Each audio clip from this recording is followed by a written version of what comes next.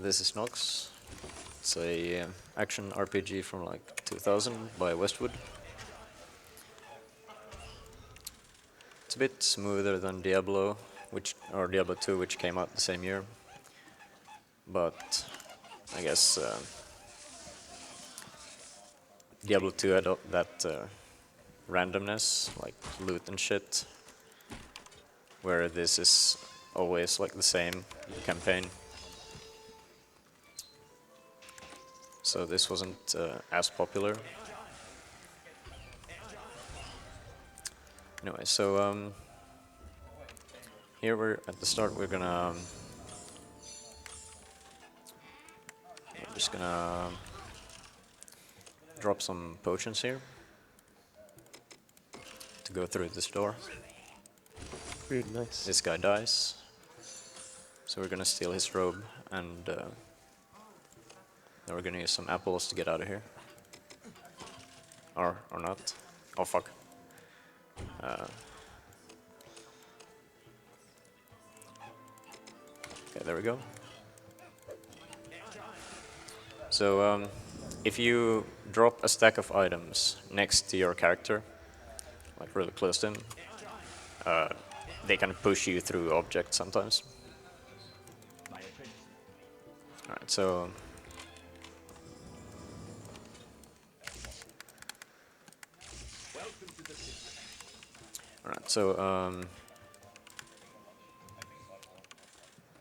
What's going on right now?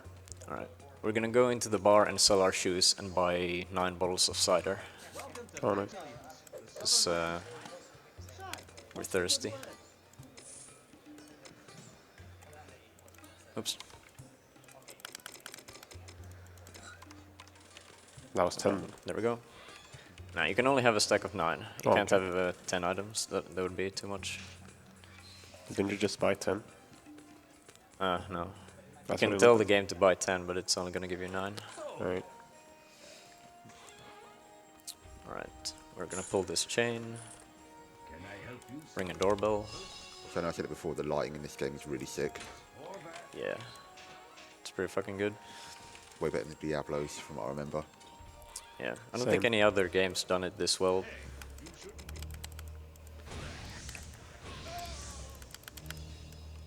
Alright, that's a necromancer. He just killed those apprentice wizards.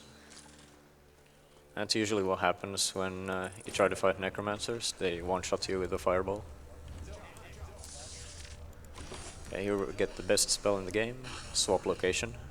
Nice. You can trade places with any enemy or any target you shoot it at.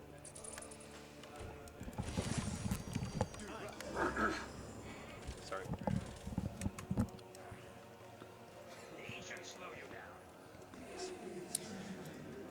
Alright, so this game's pretty cool. It's kind of fast-paced. Movement is kind of momentum-based, so you hold down the right click and your character starts accelerating in that direction. So it's not as rigid as Diablo 2. And even though the game looks kind of tile-based, which it is, all of the levels are always the same.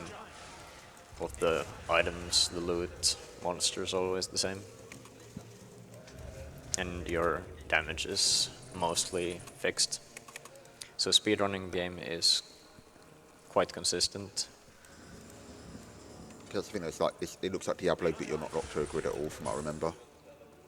Sorry, what? You're not locked to a grid at all like in Diablo from what I No. remember. Oh, you can jump too? Yeah, you can jump. Pretty cool.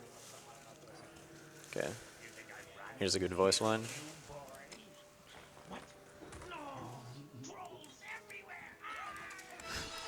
Trolls everywhere. Alright. Alright,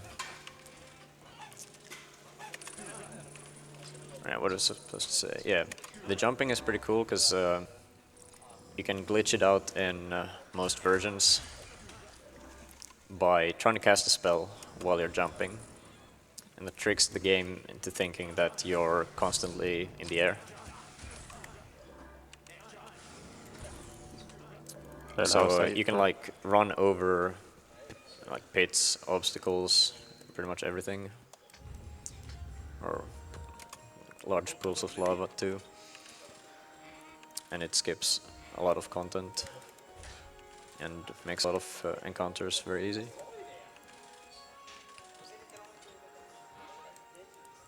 Alright. Here's a level up animation. You can try to load the game and then cancel out of that to escape the animation.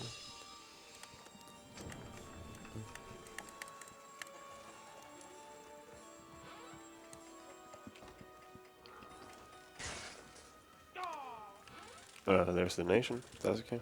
Yeah, sure. All right. We have a $50 donation from Anonymous with no comment. Very good. We have a $5 donation from Gyro Cutie. Hey, Pjoxt, when's sword game? Sup, And Gyro? we have a $5 donation from Colin87. Hello, so glad to see this game getting ran. I remember the days when I would play this game's multiplayer with my wife's son. Truly an amazing experience to pretend to a wizard in a video game. Thank you, Pjoxt, for running this instead of that awful Monty. Hey, them's fighting words, son. Thank you, Colin. Very generous. Alright, so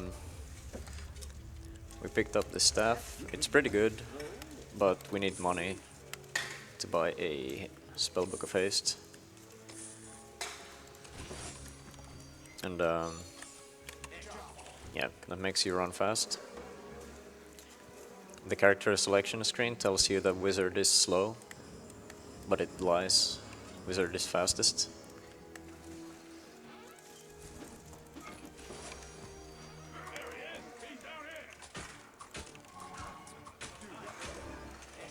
This is one of the harder spots in the game in a speedrun. Oh, I got greedy. Yep. Alright, messed up the cycle there. So, these archers will just fill you with holes and kill you really fast. So I tried to run down the elevator shaft, but I got juked. But it doesn't really matter. There's no reason really not to save every few seconds, because it's instant, doesn't cost any time. It's a speedrun, and we don't like challenge.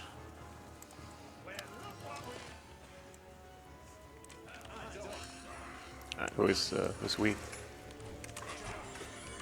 Oh.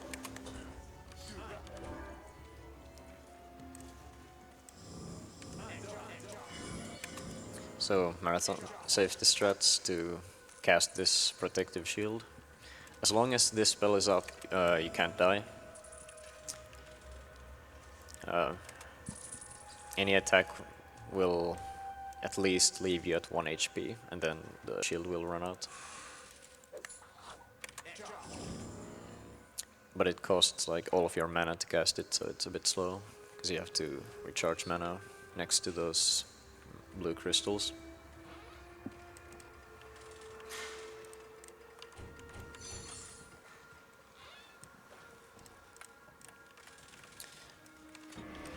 Okay, we're gonna cast haste here and change the chapter, and the haste is still gonna be up here, or applied when we change chapter. That makes you fast enough to reach that elevator cycle. So I saw you just got traps, which break boss fights from what I remember. Yeah, hold on. So this game has some pretty cool skips. A lot of them are intended like that. They give you a swap location spell for a reason, and then they place like enemies behind bars or whatever, so you can see them, and then just swap with them to skip part of the level. And here's some cutscene RNG. Alright, we got the normal one. Sometimes she can kill those zombies with either 1 fireball, 2 or 3 fireballs, so it's like gonna be give or take 1 or 2 seconds. Alright, we're gonna juke this guy a bit. Oh, fuck. Okay. Oh. Okay. Alright, so that's why we needed 9 bottles of cider, so we don't need to fight that guy. It's a bit sloppy, but we got through. I think that Necromancer has very poor aim for some reason. I guess it's because he's early on in the game and they don't want you to die to him. If he hits you with a fireball, you will usually just die.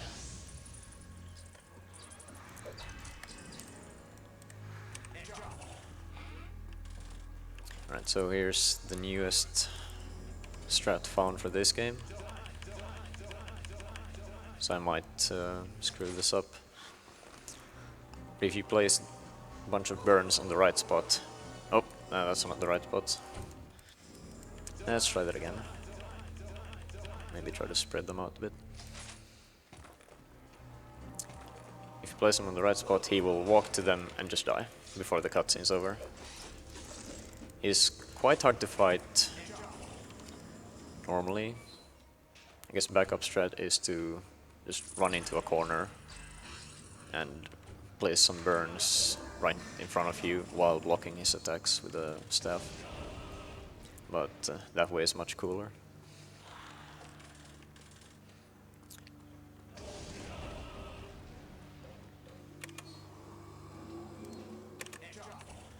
So here you can just run over pressure plates if you cast a spell while running. Same with these fires. Just run through them. This is a kind of a cool boss. He teleports every time you hit him with anything. Oh shit. I kind of messed it up. Alright, there we go.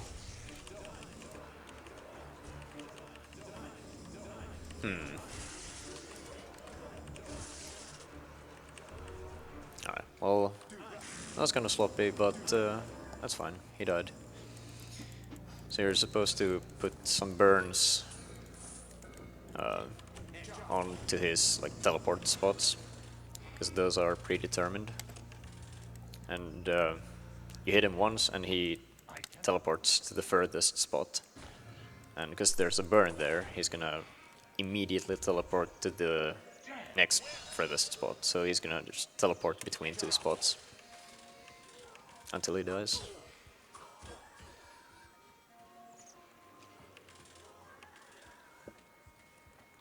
Alright, so the warrior guy we killed in the crypt had a bunch of metal armor. Those are worth quite a lot. So going to this bar to sell all of those items will give us enough money to finish the rest of the game. Alright, so now we're just gonna run to the next boss, so I guess we got time for some donation. Alright, we have a $5 donation from Studio. Dear Pjoxt, Monty. Dear Chukat, wow. And we have a $5 donation from Anonymous. Pjoxt, do the Mr. GPN method. Good luck.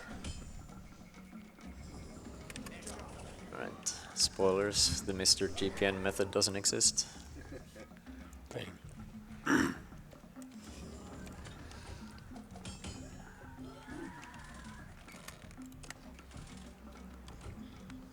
Alright, so here you can use swap location to get into the ogre village, and then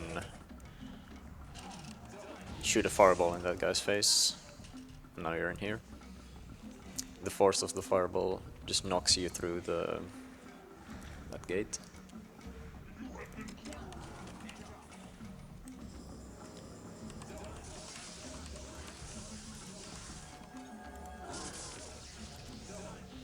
Right, that was a quick boss fight.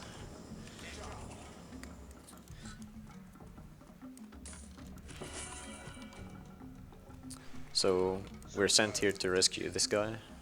It's like an archmage or something. But he's surprisingly weak for one, because sometimes he just dies to a single ogre. So I threw a fireball just in case to like help him out. And it's supposed to be an escort mission, but we left him there. He'll be fine, hopefully. Sometimes if he dies, you just have to try again, I guess. Because if he dies randomly, well, the mission fails. But if we reach the level exit before he dies, then he teleports with us.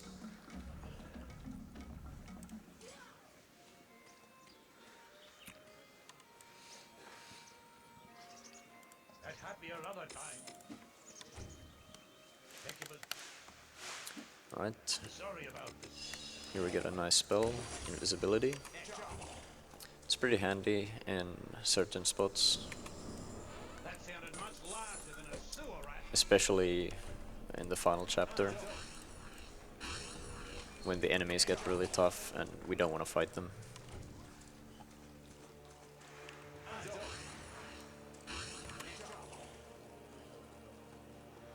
So this level is kind of on a global timer from the start of the level. There's a bunch of moving walls. And there's just like a maximum maximum speed you can do this level in.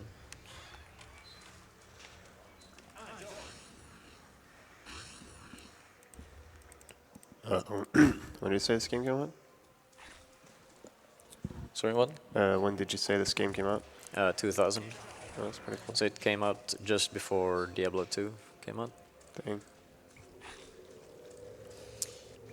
Yeah, this game was very different from that. Like the multiplayer was more of a deathmatch. Oh, we got poisoned.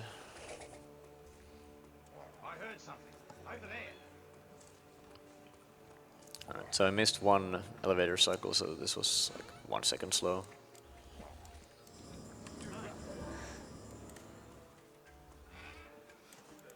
Hello, wizard. You're very brave to come here. Or quite stupid. Okay, It's we not need trigger much trap either, as long as you have plenty of gold. and a bunch of mana potions. Alright, so earlier in the ogre village, while running around, I hopefully made the fireball trap. Yeah, just checking. And we're gonna use traps to defeat the warlord. Because he has a staff, and we need that. Some fucking mook in chat is saying he'll donate a lot of money if you shave your beard.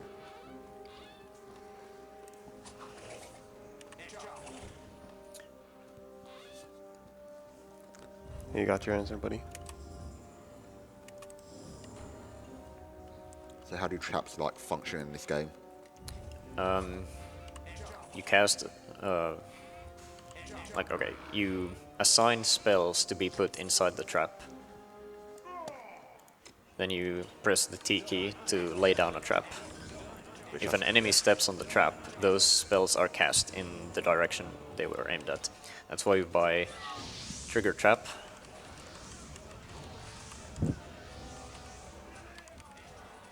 And try to burst him down the fast, but we failed. Let's try that again. Alright, we had a little bit better aim this time. Alright, we can skip this animation, but we don't want to exit the chapter before the screen fades in again, because you can lose like 30 seconds that way on that specific chapter transition, whatever. Alright, so we're gonna do we're gonna buy the last spellbook we need from the shops. and stock up on potions. And we still have a bunch of money left. So the reflective shield is going to be quite useful in this chapter and against the final boss, because it can block fireballs and death rays and everything. Hey, when did you get telekinesis, by the way? You get telekinesis in the next chapter. It's going to be useful. But you find it in some guy's house, so we don't need to buy that. Alright, so after all the trouble we went through, saved the Archwizard, he just gets killed by the final boss. That motherfucker. Alright, then, alright, because we can fly, we can just walk through the water.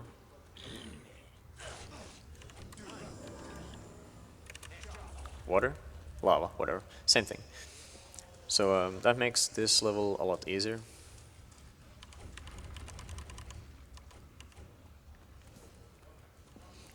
No, sorry. If I'm being incoherent at points, it's because I haven't slept in many hours. Don't worry about it.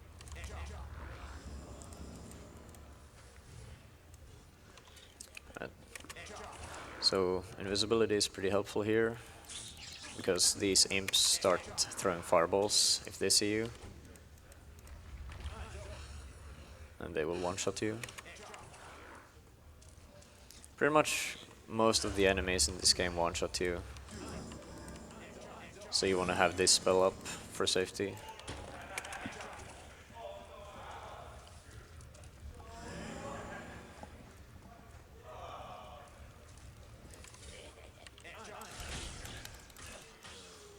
Also, they explode when they die.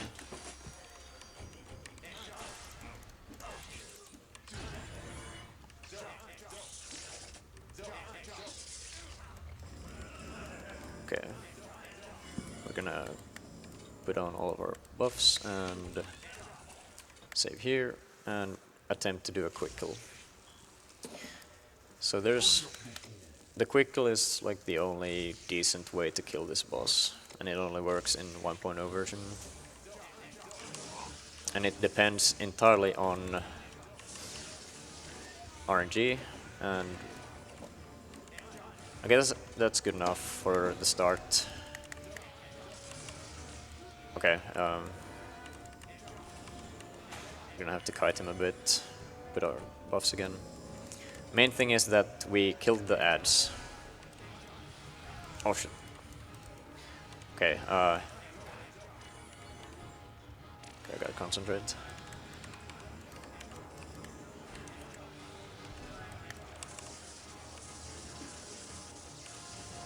Okay, there we go.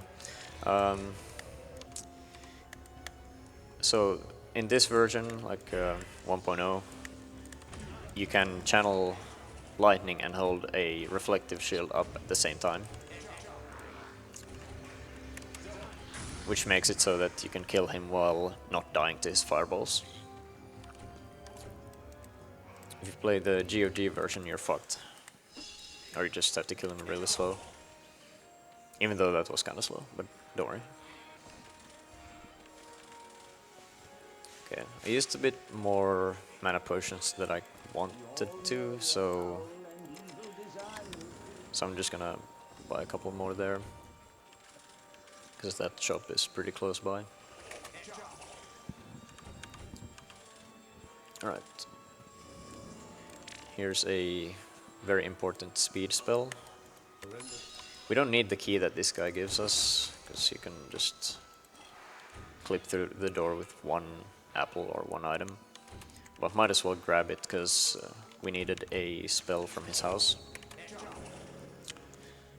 The telekinesis is a useful speedrunning spell, because it pushes you away from your cursor. So you can do all sorts of shenanigans later. We'll get to that.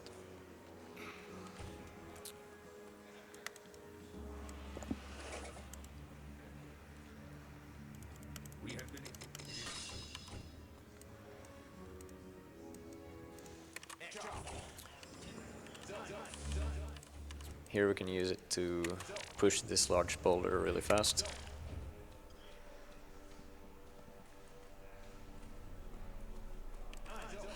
Okay, there's a bat here. He is kind of our friend. Okay, he's not our friend. Okay, get in there. Okay, there we go. So you can push him back into the window, and then lure him here. Sometimes it doesn't cooperate, but with enough persistence you can force him to go back through the windows.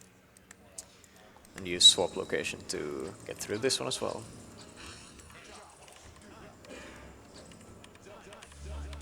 And we want to get through this room really fast because there's beholders here, they hurt.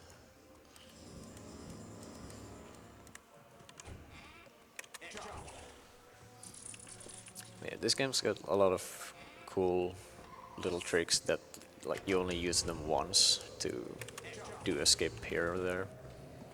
There's a lot of different ways of bypassing certain doors. So it stays interesting, for me at least. And these are in a pretty bad spot. Sometimes the beholders or shamans will cast slowing or confusion spells at you when you try to run past them.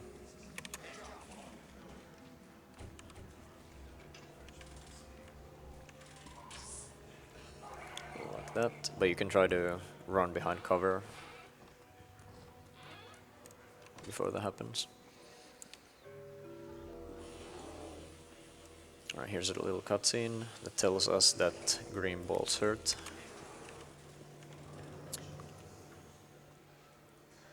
What we can do here is save and load. If you load the game, all of the Force of Nature balls just despawn, allowing you to just run straight through.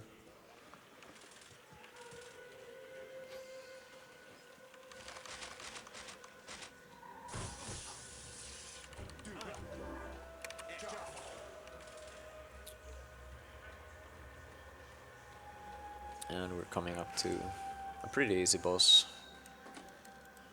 who will still one-shot you if they catch you. So I'm gonna put this shield on.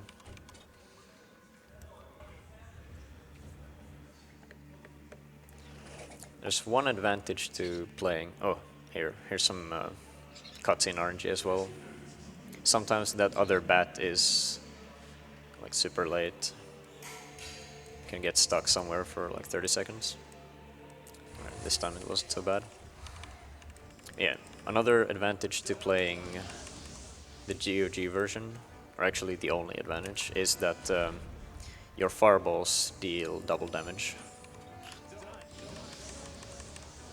So this fight and the warrior boss are super easy. Well, they're easy anyway, but they go faster in GOG version. Okay, there we go.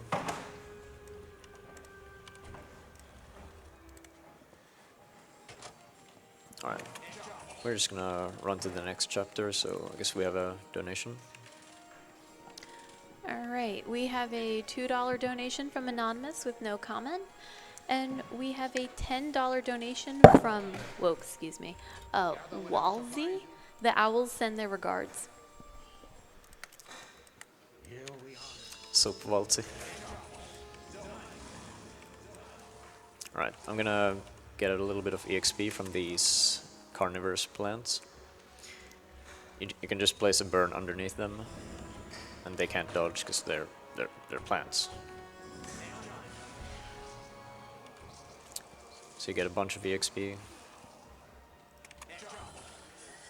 It's not really that important to get EXP. You can beat the game with minimal kills. But having extra health and mana always helps a little bit. And we just swap location with that plant because it's faster to swap than kill. Alright. These Dryads are spellcasters, so they have peculiar AI. They will go to a certain optimal range for them and then stay there. And just you just spam some burn underneath them and they die real fast. Alright, I'm gonna talk to this guy. He's gonna give me a new pair of shoes.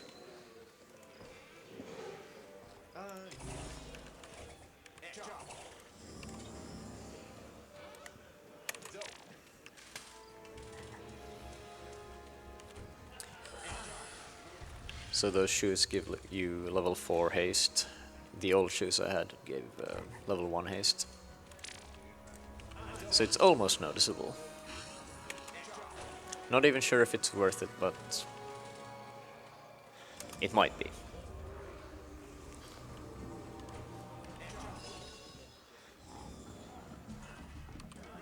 There's a lot of ogres here. They're pretty mad at me.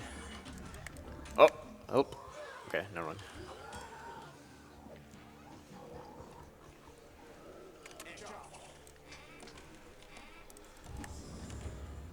Okay, I have to do some actual combat.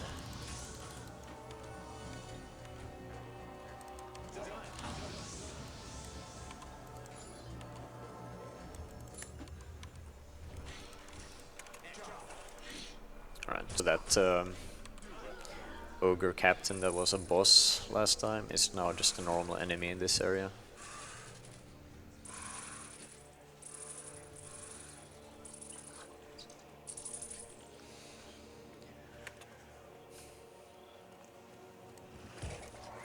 Right, here's some mimics. Oh, they hit hard.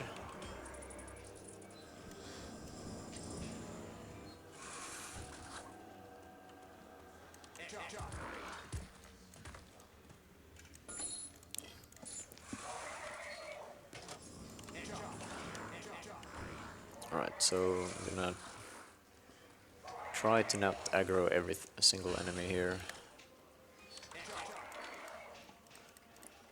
If you turn invisible and then take a couple of steps by walking, enemies will lose track of you. Because they will find you using your footstep sounds, which you only make if you are running.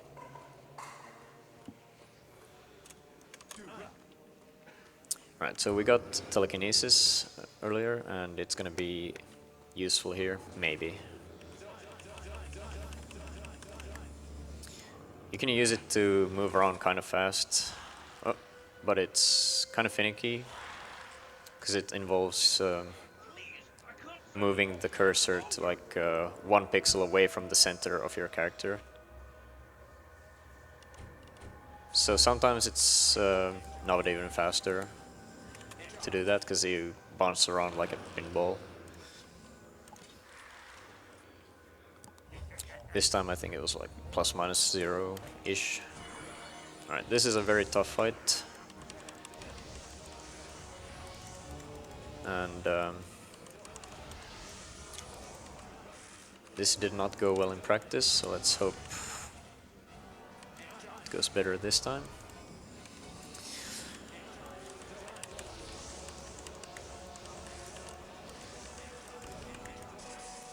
Oh fuck. Alright, I got point blanked by a fireball. Okay, that was a bit better.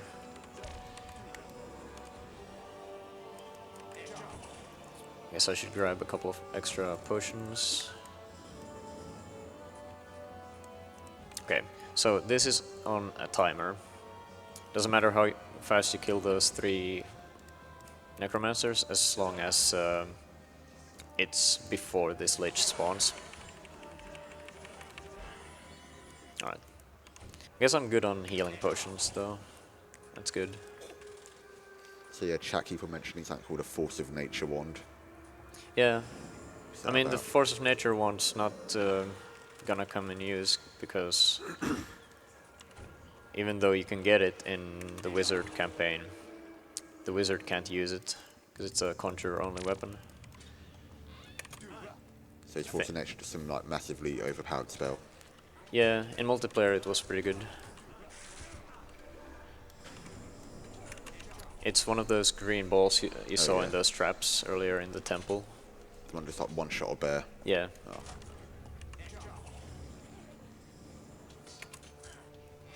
Even though you get it in the Conjure run, you don't really use it.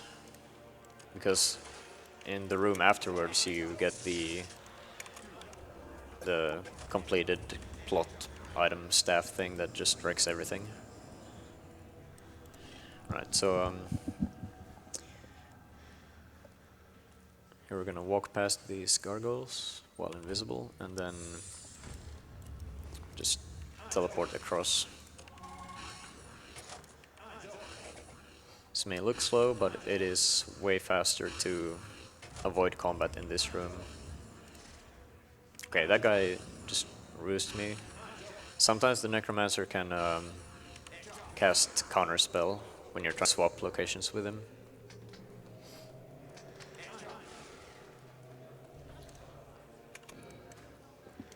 But yeah, it's faster to swap locations with those gargoyles than it is to just walk around. Okay. This guy will one-shot you.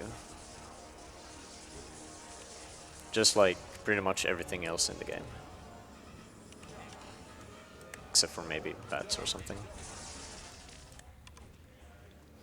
So you cast Confusion on him and he gets really confused.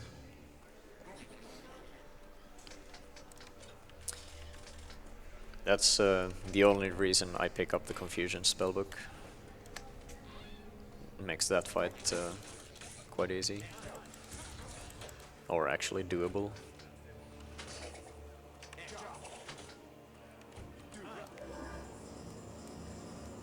Okay, we're gonna go invisible into the teleport maze. It's not actually this long, but we need that spellbook from the maze.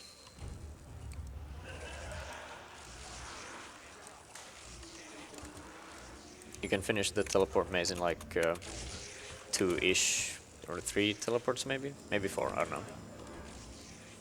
I haven't done that that way in a long time, but it's way faster. But the wall spellbook will be used for a big skip later.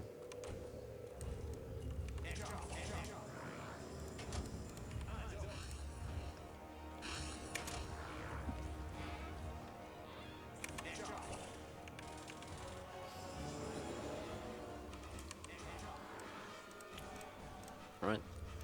You can also use it for a smaller skip right here. Instead of doing this puzzle, you can just put a wall here.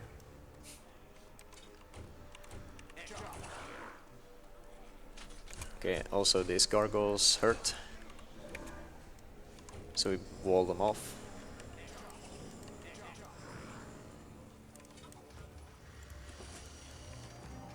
Okay, I guess that Iron Golem heard me running around, so he went there.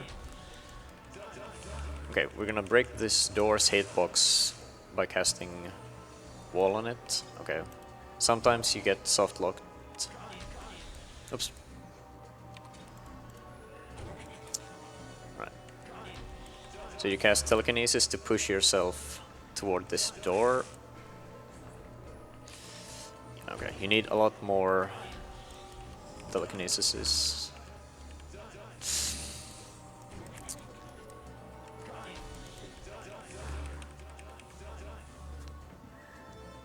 Okay, if you go too slow, you get stuck in the door. Alright. Wow, okay.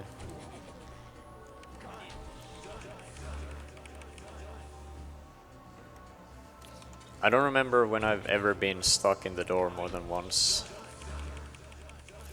That's never happened before. Right, this is getting ridiculous. This is not a hard skip.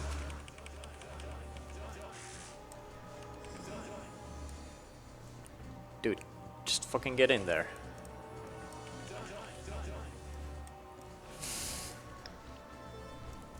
Oh, that guy's gonna punch me. How much time does this save roughly? A couple of minutes. But Dude, what the fuck is up with this skip?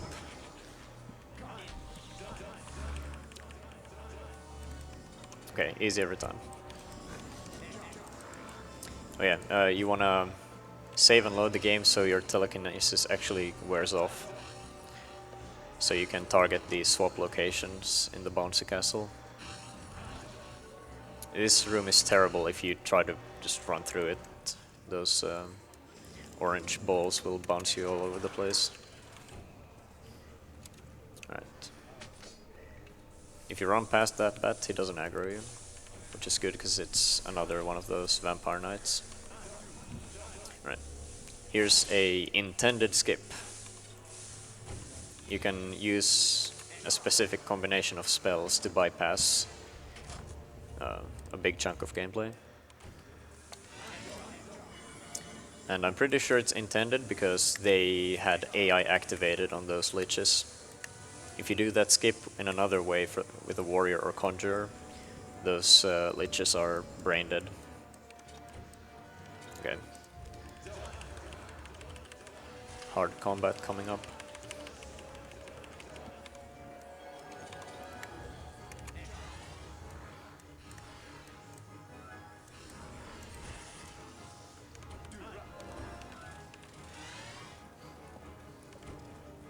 Okay, nice mini boss coming up with the Force of Nature staff.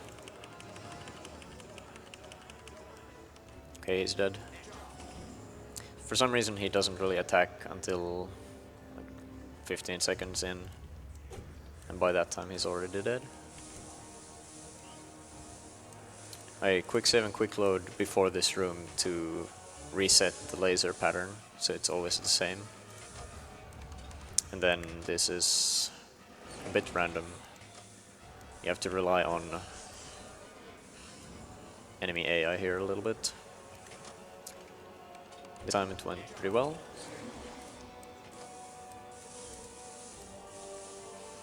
And yeah, those metallic golems have huge HP, fire immunity, so killing them with the death laser traps is the fastest way. Alright, so we got the full Staff of Oblivion, so we can use it to kill everything really fast. But we don't need to, because we are wizards. We can just use the same trick of going invisible and using swap location to bypass all of these enemies. And we're getting to the final boss fight chapter here. Alright, here they give us the teleport to target spell, which would have been handy for a speedrun, and a blink random teleport, which also would have been handy to have in a speedrun. Alright, so I'm gonna just rearrange some spells. Right, so I have only the ones that I need for this fight.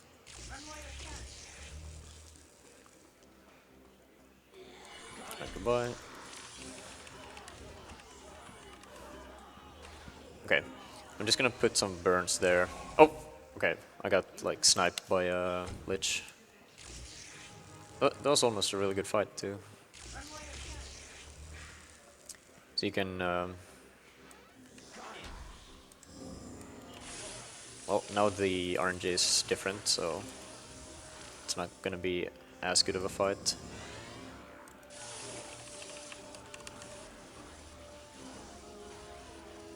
Oh, okay, I need to... Oops, that's not it. That's the wrong spell.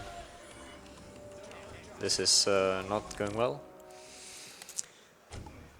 Alright, I cast a wall instead of reflective or a force field. Just pretend that didn't happen. Okay, you can kill the leeches in like a second with these staff, but Hekiba won't really take any decent damage. from the staff, so you have to kill her with burn. Oh, okay. You need to cast the... Keep casting that fucking wall again. I should probably... Oh wait, because it's in the wrong slot. Derp. Okay, she's in good spot. That was too slow. Yeah, she has a spell called Death Ray, and that's exactly what it does.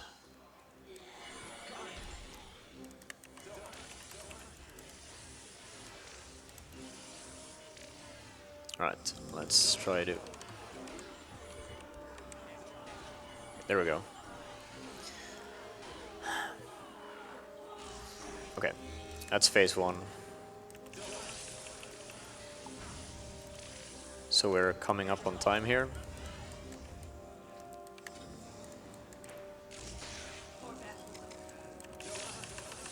And time.